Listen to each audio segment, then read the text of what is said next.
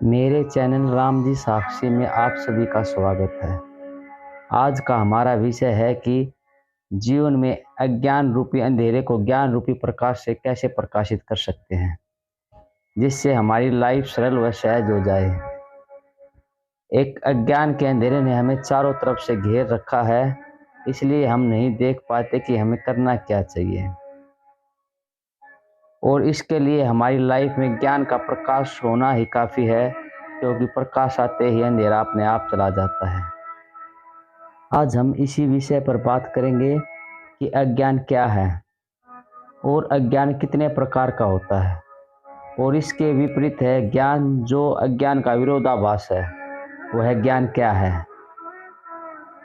अज्ञान आने से पहले की एक और स्थिति होती है जिसे हम अबोध अवस्था कहते हैं। यह वो स्थिति है जिसमें न ही तो ज्ञान होता है और न ही अज्ञान होता है।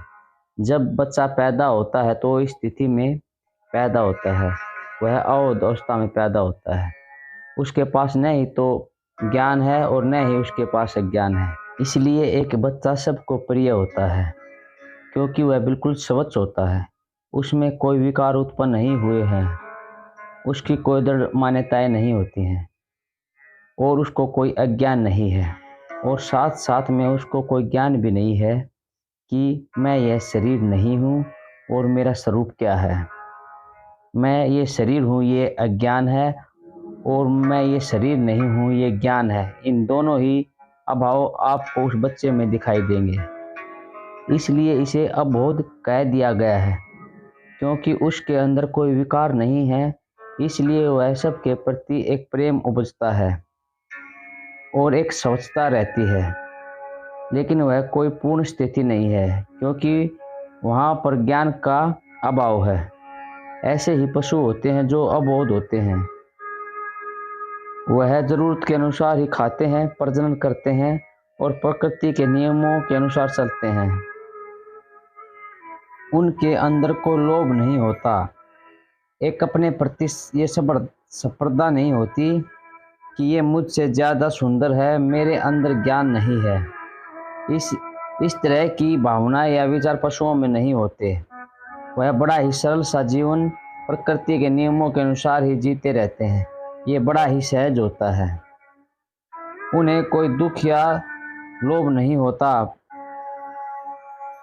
पीड़ा होती है मगर मानसिक रूप से दुख नहीं होता कि मुझे किसी ने अपमानित कर दिया, मुझे जीवन में कुछ हासिल करना है, मेरे से ज़्यादा किसी और ने हासिल कर लिया। इस तरह की काल्पनिक डर भरा जीवन जो हमने अपने ऊपर थोप लिया है, एक मानसिक पीड़ा वो नहीं होती पशुओं में। वो तो बड़ा सहज सा जीवन होता है, केवल अबोधता के कारण।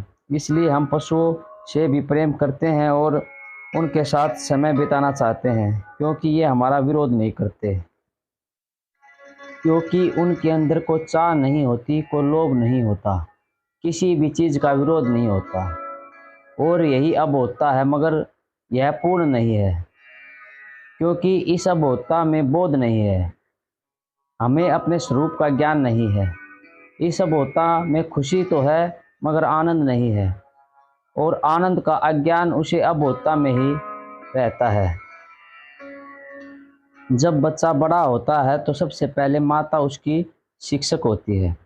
माता उसका धीरे धीरे करके जगत के बारे में, उसके बारे में, शरीर के बारे में, संबंधियों के बारे में, आसपास जो है उससे तालमेल बिठाती है, उसकी शिक्षक बनती है।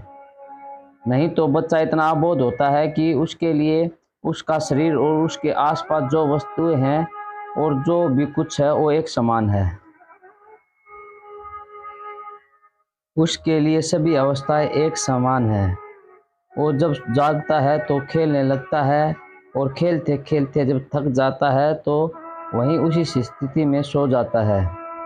वो बहुत ही निश्चल है, उसमें कोई छल नहीं। और फिर उसको वो शिक्षा मिलती है जो कहीं उसके जीवन के लिए ज़रूरी भी है। तो उसके अंदर मान्यताएं आने लगती हैं, जैसे कि मैं ये शरीर हूँ, मेरा इस दिन जन्म हुआ है और ये तुम्हारे संबंधी हैं। और फिर वह स्कूल जाने लगता है। जहाँ पर उसे दोस्त व शिक्षक मिलते हैं और ज्ञान के नाम पर वो सब कुछ सिखाया जाता है जो जीवन के लिए आवश्यक है। उसे ऐसी शिक्षाएं दी जाती हैं जिससे वो अपना जीवन अच्छे से जी सके और बड़ा होकर पैसा कमा सके, मगर उसके साथ साथ बहुत सा अज्ञान भी परोसा जाता है। ज्ञान के नाम पर ये इतिहास है, ये देश है, ये धर्म है, ये करना अच्छा है, ये करना बुरा है, और बहुत सी मान्यताओं के साथ वह बंधने लगता है और धीरे धीरे वह मान्यताएं ठोस व गहरी हो जाती हैं। जैसे एक पौधा जब छोटा है तो उसे इधर उधर मोड़ा जा सकता है, मगर जब वह बड़ा हो जाता है तो मुड़ता नहीं मगर टूट जाता है। इसी प्रकार अगर मिट्टी गीली है तो उसे कोई आकार दिया जा सकता है, और मगर उसे एक बार घड़ा बना दिया और अग्नि में तपा दिया तो वह ठोस हो जाती है, और ठोस होने पर हम उसे वह टूट सकती है मगर अपना आकार नहीं बदल सकती। और इसी प्रकार जब बच्चा बड़ा होता है तो वह अपने आसपास से सारा अज्ञान समेट लेता है। ऐसा इसलिए होता है क्योंकि उसमें अभी तक बुद्धि विकसित नहीं हुई है, तो उसे सही गलत का ज्ञान नहीं होता, और वह जो उसे ज्ञान देते जाते हैं वैसा ही वो उसे पक्का करता जाता है। और अगर हम खुद ही अज्ञान में हैं तो उसे जो ज्ञान देते हैं तो वह सत्य मानकर अपना जीवन जीने लगता है, और किसी गलत धारणा को सही मान लेना ही अज्ञान है। और किसी सही के साथ थोड़ा सा गलत मिश्रण कर दे तो उसे अलग कर पाना मुश्किल होता है। और इसी प्रकार बहुत सा अज्ञान बच्चे में डाला जाता है कि थोड़ा कुछ सही ज्ञान है मगर उसके साथ कुछ गलत मिला दिया जाए, और उस मिलावट से फिर उसे अलग करना मुश्किल है। उसी प्रकार जिस तरह दूध में अगर पानी मिला दिया तो फिर उसे अलग करना मुश्किल है, और इसी तरह बच्चे को ज्ञान के साथ अज्ञान मिश्रण करके परोसा जाता है। और अगर बुद्धि सही नहीं है, जीवन में कोई सही गुरु नहीं है, तो ये ज्ञान व अज्ञान जीवन में मान्यताएं बन जाती हैं। मान्यताओं का मतलब है वो बिलीफ, यानी कि जिसका कोई आधार नहीं, वो बस हैं, और उसे सही मान लिया बिना किसी तरह के, बिना किसी अनुभव के। और इसी तरह से अज्ञान ठोस हो जाता है, और इस अज्ञान से जो थोड़ा सा सही है वो है विज्ञान। विज्ञान वह ज्ञान है जो हमारे जीवन को सहज व सरल बनाता है, हमें जीवन जीने के लिए अच्छा है, और उसे भी हम पूरी तरह सत्य मान लेते हैं, मगर वह भी पूरी तरह सत्य नहीं है।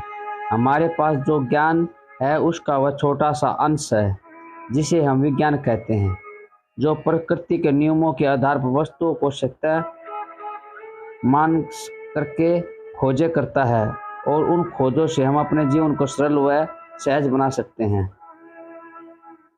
मगर विज्ञान का दुरुपयोग भी बहुत है। जैसे एटम एनर्जी है, उससे हम बिजली भी बना सकते हैं और उससे हम बम भी बना सकते हैं जो कि विध्वंस कर देता है, और उसके दुरुपयोग भी बहुत हुआ है, और इसी को हम सत्य मान लेते हैं जो वैज्ञानिकों ने कहा है, और उसी प्रकार जो समाचार पत्रों में छप गया है वो सत्य है, जो नेता लोग कहते हैं वो सत्य है, जो हमारे संबंधी बताते हैं जो जीवन जीने के लिए आवश्यक है वो सत्य है।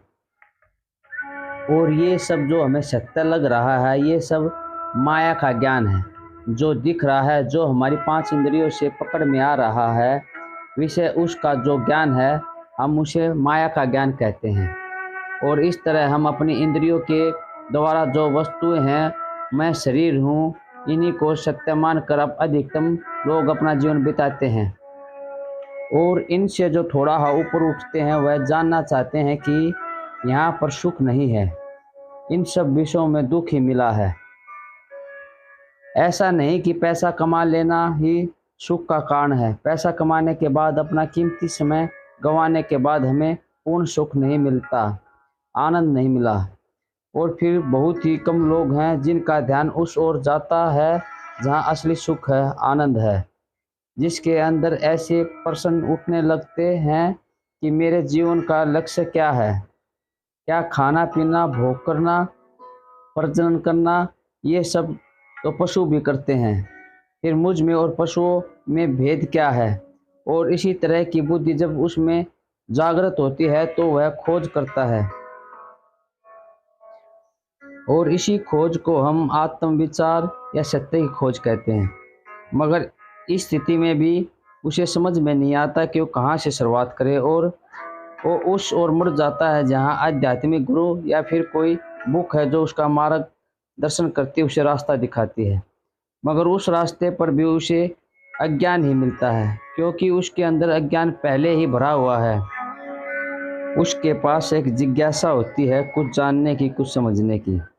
वह हर दुख से ऊपर उठना चाहता है और शास्त्रों से ज्ञान लेना चाहता है, मगर अज्ञान होने के कारण उसे शास्त्रों से भी अज्ञान ही मिलता है, क्योंकि बिना गुरु शास्त्रों से ज्ञान नहीं मिलता। क्योंकि बिना गुरु वह उतना ही समझ पाएगा जितना उसकी बुद्धि की सीमा है, और उसे गुरु भी ऐसा चाहिए जिसे खुद पहले आत्मज्ञान हो चुका है। ऐसा गुरु जब जीवन में आता है तो हमारे अंदर जो अज्ञान होता है पहले उसी का नाश होता है, और फिर हम अपने व्यवहारिक ज्ञान से या विज्ञान से ऊपर उठ सकते हैं। हम जब अबोध से ऊपर उठे तो अज्ञान में आ गए, और अज्ञान से ऊपर उठे तो हम विज्ञान में आ गए। और जब इसकी भी व्यर्थता का पता चलता है, ये सब सीमित है, ये ज्ञान होता है, और इसी ज्ञान के बाद हमें आत्मविचार आत्मज्ञान का पता चलता है। और यही ज्ञान है जो मूल ज्ञान है, जो हमें बताता है कि मैं ये नहीं हूँ, नेति नेति मैं ये भी नहीं हूँ, मैं वो भी नहीं हूँ, मैं ये वस्तु नहीं हूँ, मैं ये जगत नहीं हूँ। क्योंकि जगत का मुझे अनुभव हो रहा है और वस्तुएं बदल रही हैं, मगर मैं नहीं बदलता, इसलिए मैं वस्तु नहीं हो सकता। इसी प्रकार मैं शरीर नहीं हूँ, मैं मन नहीं हूँ, मैं बुद्धि नहीं हूँ। और एक एक करके सबको देखते जाता है और उनसे दूर होते जाता है, और यही दूरी हमें आत्मज्ञान तक ले आती है। और ऐसी स्थिति में हम एक गुरु की ज़रूरत होती है जो हमें ज्ञान दे सके, आगे का रास्ता दिखा सके। वह कोई आत्मज्ञानी वाला व्यक्ति हो सकता है या कोई बुक हो सकती है। और हम कह सकते हैं कि अज्ञान के पूरी तरह खत्म होने पर ही हम ज्ञान को प्राप्त कर सकते हैं। और आत्मज्ञान वो ज्ञान है जिसके बाद किसी ज्ञान की जरूरत नहीं। इसी प्रकार एक प्रकाश ही ऐसा है जो अंधेरे को दूर करता है, और उसी प्रकार एक ज्ञान ही है जो अज्ञानता को दूर करता है। और इसके लिए हमें कुछ आध्यात्मिक कर्म करने पड़ते हैं। ऐसा नहीं कि हमें बैठे बिठाए सब कुछ मिल जाएगा, और इस रास्ते पर चलना पड़ेगा जो रास्ता ज्ञान का मार्ग है। और रास्ते पर हमें पहचानने के दो कारण होते हैं, या तो हमारे अंदर उसे जानने की जिज्ञासा होती है, या हम थक जाते हैं जीवन में दुख से, संघर्ष से, और ठहर जाते हैं एक समर्पण के साथ, तो ये रास्ता, ये मार्ग हमें मिल जाता है। और अंत में हम देखेंगे कि ज्ञान की भी एक सीमा है। अज्ञान की तो सीमा है ही, मगर ज्ञान की भी एक सीमा है, क्योंकि ज्ञान भी उसी से होगा जो परिवर्तित होती है, जो बदलती है। और ज्ञान कहाँ से होता है? बुद्धि से होता है। बुद्धि खुद ही एक अनुभव है। अगर मैं जान गया कि मैं शरीर की तरह बुद्धि को भी देखने वाला हूँ, उसका साक्षी हूँ, तो मैं बुद्धि भी नहीं हूँ। और हम पूरी तरह एक साक्षी भाव में आ जाते हैं, और यही स्थिति एक समर्पण की स्थिति होती है। और इसी स्थिति में शांति है, आनंद है, और आनंद ही मेरा स्वरूप है, ये भी समझ में आ जाता है। यहाँ पर प्रेम है, क्योंकि कोई अन्य और है ही नहीं, तो बचा क्या? केवल प्रेम, वही करुणा है, वही निर्भयता है। और फिर किसी से भय नहीं रहता। भय जब होता है जब मुकाबला होता है, और जब दो ही नहीं तो फिर मुकाबला कैसा? और यहीं पर एक तृप्ति होती है, तृप्ति ऐसी कि मैं स्वयं ही तृप्त हूँ। और यहीं पर हमें एक अभ्यास की जरूरत होती है, इस तृप्ति की स्थिति में कुछ देर ठहरने के लिए। हम देखेंगे कि हमने 5 तरह की स्थिति पार की है। सबसे पहले अबोधता, फिर अज्ञान, फिर ज्ञान, और ज्ञान से विज्ञान, और विज्ञान से आत्मज्ञान, और आत्मज्ञान से अंत में हम अज्ञेयता तक पहुँच जाते हैं। अज्ञेयता अपनी वह स्थिति होती है जहाँ हमारे चारों तरफ एक शून्यता होती है। यानी कि हम कह सकते हैं कि अज्ञेयता को हम बुद्धि से नहीं जान सकते, क्योंकि यहाँ शून्यता होती है, बुद्धि यहाँ रहती ही नहीं। और इस स्थिति में हमारे अंदर एक समर्पण भाव आ ही जाता है। और अगर इसे हम और भी गहराई में जाकर इसकी बारीकियों को देखें तो हम पाएंगे कि केवल अज्ञान का ही नाश होता है, अज्ञान ही लाइफ से जाता है, और ज्ञान हमें पूरी तरह कहीं मिलता ही नहीं, क्योंकि ज्ञान इस ब्रह्मांड में ब्रह्मांड की तरह अनंत है, और अनंत को पूरी तरह जानना नामुमकिन है। मगर अज्ञानता का पूरी तरह नाश हो जाता है, और अज्ञानता खत्म होते ही साक्षी भाव आने लगता है, हम चैतन्य होकर जीने लगते हैं। इसलिए कह सकते हैं कि यह कोई साधना नहीं है। जैसे एक दिया है, दिया जलाते ही अंधेरा दूर हो जाता है, इसी प्रकार ज्ञान रूपी प्रकाश जीवन में पड़ते ही अज्ञान रूपी अंधेरा अपने आप समाप्त हो जाता है। सारा कार्य बस प्रकाश के लिए दिए को जलाने का है। इसलिए हम कह सकते हैं कि अज्ञान का खत्म होना ही मुक्ति है, क्योंकि अज्ञान ही बंधन है, और बंधन में वही जी रहा है जो अज्ञान से बंधा है, और अज्ञान से वही बंधा है जो माया में जी रहा है, और जो माया का भी साक्षी है वह बंधन में हो नहीं सकता।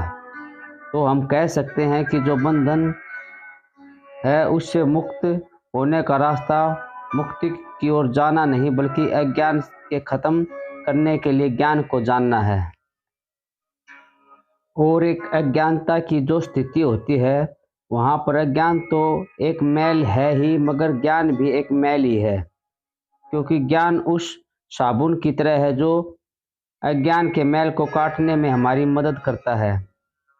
मगर हम उस साबुन को अपने शरीर पर लगा कर ही छोड़ देंगे तो वह खुद ही एक मैल बन जाएगा। इसलिए हमें ज्ञान को अपने साथ किसी बोझ की तरह लादे नहीं रहना है, उसे भी छोड़ देना है, नहीं तो वह ज्ञान भी अज्ञान बन जाएगा और हमारा बोझ कम होने की बजाय और ज़्यादा हो जाएगा। मगर हमें ज्ञान को उस समय नहीं त्यागना है जिस समय हम अज्ञानता में जी रहे हैं। जिस समय हमें अपने स्वरूप का ज्ञान होता है, अपनी मूल का ज्ञान होता है, तो उससे आगे कुछ और जानने को नहीं रहता, और हम अपनी बुद्धि को त्याग देना होता है, और बुद्धि को त्यागना ही हमारे सहज व सरल जीवन का कारण बनता है। और अगर हमें अज्ञानता को ही ज्ञान मान रखा है तो हमारी अज्ञानता से मुक्ति नहीं हो सकती। और अगर हम ध्यान से देखें तो ज्ञानी व अज्ञानी में एक ही अंतर है। ज्ञानी अपने स्वरूप को जान गया है, उसी में स्थित रहने का वह अभ्यास करता है, हर कर्म करता है, और अंत में वह जान जाता है कि यह कर्म व अभ्यास भी सहज ही हो रहे हैं, अपने आप ही हो रहे हैं। और ज्ञानी अज्ञानी में यही अंतर है कि ज्ञानी हर कार्य चैतन्य होकर करता है, चेतना के साथ करता है, और अज्ञानी उसी कार्य को शरीर की आदता अनुसार कर्ता भाव से करता है। इसलिए हमें अज्ञानता से लड़ना नहीं, बल्कि चैतन्य रहकर अपना सारा कर्म करना है। जब अज्ञान रूपी कांटा हमें चुभ जाता है तो इसे हमें चाहिए कि ज्ञान रूपी कांटे से निकालकर उन दोनों को फेंक दें। ज्ञान के कांटे को संभाल कर नहीं रखना, नहीं तो वह ज्ञान का कांटा हमें अज्ञान का कांटा बनकर फिर से चुभने लगेगा। हम अपने जीवन में अपनी जिंदगी को उसी प्रकार जी रहे हैं जिस प्रकार कोई अज्ञानी ट्रेन में अपने सामान को अपने सिर पर रख कर बैठा है और अपना पूरा सफ़र एक बोझ के साथ काट रहा है, और अगर वह चाहता तो अपने सिर से अपने बोझ को उतार सकता था। यहाँ पर जो यात्री है वह हम ही हैं, और जो सिर पर रखा बोझ है वह हमारे कर्म, हमारी चिंताएं, हमारा होना, हमारे द्वारा कुछ करना, और जो ट्रेन है वह अस्तित्व है जो हमारे चारों तरफ हमेशा रहता है, जिसके होने से सब कुछ हो रहा होता है और हमारे साथ चल रहा होता है। मगर हम हैं कि अपने सारे कर्म, अपनी सारी चिंताएं, अपना सारा अहंकार अपने सिर पर किसी बोझ के समान रख कर बैठे हुए हैं और इस जीवन रूपी सफ़र को किसी बोझ के साथ काट रहे हैं। और अगर हम चाहें तो अपने बोझ को हम इस अस्तित्व के ऊपर छोड़कर अपने जीवन रूपी सफ़र को निर्भर होकर काट सकते हैं। यहाँ पर हमें उस ज्ञान की ज़रूरत है जिससे हम देख सकें कि अस्तित्व रूपी ट्रेन हमारे साथ ही चल रही है। हमें किसी बोझ पर रखने की यहाँ कोई ज़रूरत नहीं, इसका कोई महत्व नहीं, मगर हम हैं कि एक अज्ञानता में जिए जा रहे हैं। यहाँ पर हमें उस ज्ञान की ज़रूरत है जो हमारे सिर पर रखे बोझ को किसी बोध में बदल दे, क्योंकि बोध का होना ही हमें बुद्धत्व के मार्ग पर आगे लेकर जाएगा और समान रूपी बोझ का होना हमें हमारी लाइफ में सिर्फ डर व चिंताओं के साथ जोड़े रखेगा। हमारे जीवन में अज्ञान उस आग की तरह है जो खुद भी जलता है और दूसरों को भी जलाता है, और ज्ञान उस दिए की तरह है जो खुद को भी प्रकाशित करता है और दूसरों को भी प्रकाश देता है। और अंत में ज्ञान व अज्ञान दोनों ही निरर्थक से प्रतीत होते हैं। अपनी चेतना शुद्ध व पवित्र होने के बाद ज्ञान व अज्ञान दोनों ही खत्म हो जाते हैं और उस स्थिति में अपने ही स्वरूप के साफ साफ दर्शन होते हैं। और इससे ऊपर कोई कार्य नहीं, कोई ज्ञान नहीं। सारे कार्य अपने आप कर्ता भाव से दूर होकर स्वयं ही स्पष्ट व सुंदर होने लगते हैं और एक लयबद्धता अपने अंदर आ जाती है, इस प्रकृति के प्रति, अपने स्वरूप के प्रति, इस अस्तित्व के प्रति जो हमारे चारों ओर है, जो हमें इस अपनी पृथ्वी के साथ किसी अदृश्य शक्ति के साथ थामे हुए हैं। इस ब्रह्मांड का पूर्ण ज्ञान संभव नहीं क्योंकि यह अनंत है, मगर वह अज्ञान जरूर खत्म हो जाता है अपने स्वरूप को जानने से, जो हमें हमारे कार्यों से, हमारे संघर्ष से, हमारी डर चिंताओं से हमें जोड़े हुए है। यह जीवन बड़ा ही सहज व सरल किसी खेल की भांति होना चाहिए, मगर हमने अपने मैं के साथ जोड़कर, किसी कर्ता भाव के साथ छोड़कर इस जीवन को बड़ा ही संघर्ष व जटिल बना दिया है। हमारे शरीर में हमारे चित्त ने कुछ अशुद्ध वृत्तियां पकड़ रखी हैं, जो हमारे जीवन में बनी मान्यताओं के कारण हमने पकड़ रखी हैं, और उस ज्ञान को जानने में हमारी वही अशुद्धियां बाधक हैं जो हमारे शरीर में हैं। और यही अशुद्धियां जब चैतन्य भाव में रहने से समाप्त हो जाती हैं तो हमारे अंदर एक करुणा, एक प्रेम प्रकट होता है, और वही प्रेम हमें साक्षी भाव में स्थित रहने में हमारी मदद करता है। जब तक जीवन में कोई दुख, कष्ट व संघर्ष नहीं होता, तब तक हम ज्ञान के मार्ग पर नहीं मुड़ सकते, क्योंकि एक ठोकर जरूरी है हमें उस ज्ञान के रास्ते पर लाने के लिए, जहाँ सारा कर्ता भाव खत्म हो जाता है। जब तक हमारे जीवन में कोई गुरु नहीं होता, कोई मार्गदर्शक नहीं होता, कोई लक्ष्य नहीं होता, तो हमें ज्ञान की प्राप्त करने के लिए कोई भी रास्ता पकड़ेंगे, कोई शास्त्र पढ़ेंगे, कोई पाठ पूजा करेंगे, उससे सिर्फ अज्ञान ही बढ़ेगा। हमारा अहंकार ही बढ़ेगा कि मैं सब कुछ जानता हूँ, और यही सब कुछ जानने का अहंकार हमें कुछ और जानने नहीं देता। इसलिए मैं फिर से एक बार आपसे कहता चाहता हूँ कि हमारे जीवन की 5 तरह की स्थितियाँ होती हैं। पहली स्थिति होती है बोधता की, जहाँ ज्ञान व अज्ञान दोनों का ही अभाव है। फिर स्थिति आती है अज्ञान की, जहाँ पर कुछ मान्यताएं हैं, कुछ कल्पना हैं जिन्हें हम सत्य मान कर बैठे हैं। और फिर स्थिति आती है विज्ञान की, जो जीवन के लिए हमारे उपयोगी है, हमारे हर कार्य को आसानी से कर सकता है। हमारी बाहरी जीवन में बदलने में हमारी मदद करता है। और जब एक साधक अध्यात्म के मार्ग पर विकास पर होता है और वो इनसे ऊपर उठ जाता है और उसमें रुचि जागती है ज्ञान पाने की, जो फिर एक स्थिति आती है आत्मज्ञान को जानने की, अपने स्वरूप को जानने की, अपने कर्ता भाव से ऊपर उठने की। वह इस स्थिति में अपनी चेतना के साथ अपने स्वरूप को जान सकता है। और इसके बाद एक और स्थिति आती है जहाँ आत्मज्ञान भी हमें अर्ध सत्य नजर आने लगता है। और फिर जो स्थिति आती है उसे हम समाधि कहते हैं।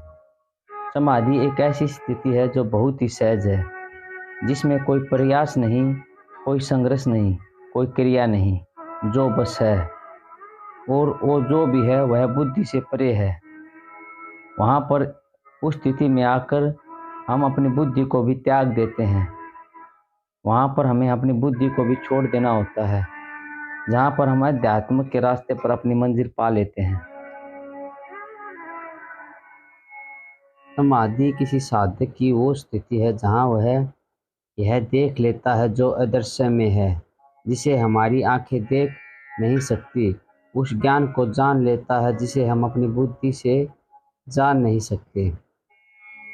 उस स्थिति में साधक में और नज़र पैदा हो जाती है जो उसके स्वरूप को साफ साफ बाहर ब्रह्मांड का ही रूप देख सके। और समाधि की स्थिति के लिए वह जरूरी है कि हम जिसे जानते हैं पहले उसी को देखें। और इसलिए हमें चाहिए कि पहले हम खुद ही को जानें। इसलिए हम स्वयं को ही जानना चाहिए। और मेडिटेशन यानी कि ध्यान एकमात्र रास्ता है हमें खुद तक पहुंचाने का।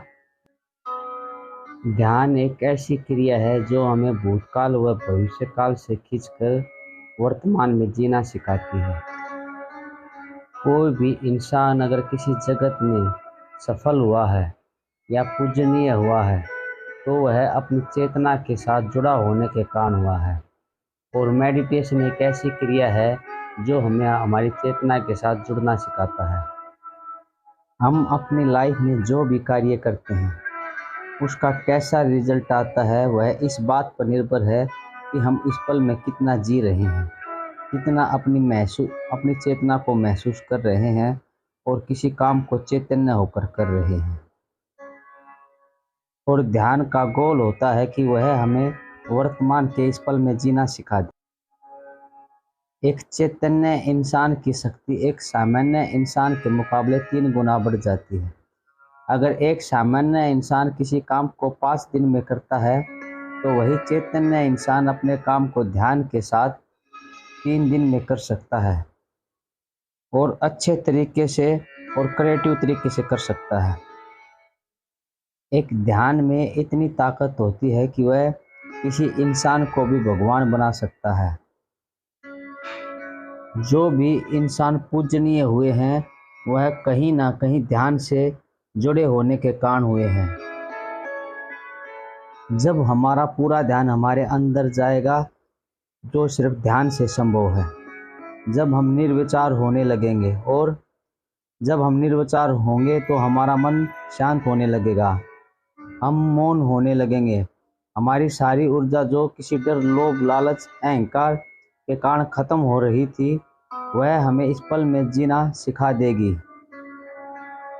जब हम पूरी तरह अपने अंदर देखने लग जाएंगे तो हम हमारे शरीर में खुद को ही ढूंढने लग जाएंगे। कभी अपनी सांसों को देखेंगे, कभी अपने मन व बुद्धि को देखेंगे, मगर हम जानेंगे कि जिन्हें तो मैं देख सकता हूँ, मगर जो देख रहा है उसे पता चल रहा है वह कौन है। मैं कौन हूँ? नाम, काम, धर्म तो मैं नहीं हूँ, तो मैं कौन हूँ? मैं तो खुद ही अपने शरीर को व अपने विचारों को और अपनी सांसों को देख रहा हूँ। तो मैं इस शरीर में बाहर कोई हूँ जिससे इस सब का पता चल रहा है। जब हम निर्विचार होकर महसूस करते हैं कि हमारे करने से कुछ भी नहीं होता, वो तो बस हो रहा है, और जो हो रहा है वो अच्छे से हो रहा है। जिसे मैं समझता था वो तो कुछ है ही नहीं, तो आपका सारा अहंकार समाप्त होने लगता है। आपका सारा समर्पण उन शक्तियों के आगे हो जाता है जिससे पूरा ब्रह्मांड चल रहा है। सारा खेल हमारे विचारों और हमारी भावनाओं का ही है, और विचारों और भावनाओं को कम करके उन्हें शुद्ध व पवित्र करना ही ध्यान है। आप कह सकते हैं सब कुछ ध्यान ही है। मात्र एक ही रास्ता है अपने जीवन को सरल व शांत बनाने का, और वो है ध्यान। हमारे शरीर में कौन सी आदत, कौन सी विचार कितनी गहराई में है, उसी तरह हमारा जीवन होता है। ध्यान किसी साधक का वो मार्ग है जिस पर वह ज्ञान के प्रकाश के साथ अपनी मंजिल यानी कि समाधि की अवस्था पर पहुंच जाता है, जहाँ पर वह स्थिति फिर से शुरू हो जाती है जहाँ से शुरुआत हुई थी। यानी कि वह फिर से अबोधता की स्थिति में आ जाता है जहाँ पर कोई ज्ञान या अज्ञान मायने नहीं रखता, बस उसका होना मात्र होता है।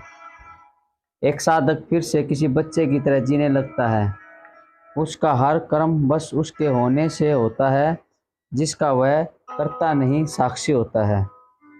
और साक्षी होना ही हमें उस परमात्मा के साथ जोड़ता है जिसका हम खुद ही स्वरूप हैं। धन्यवाद।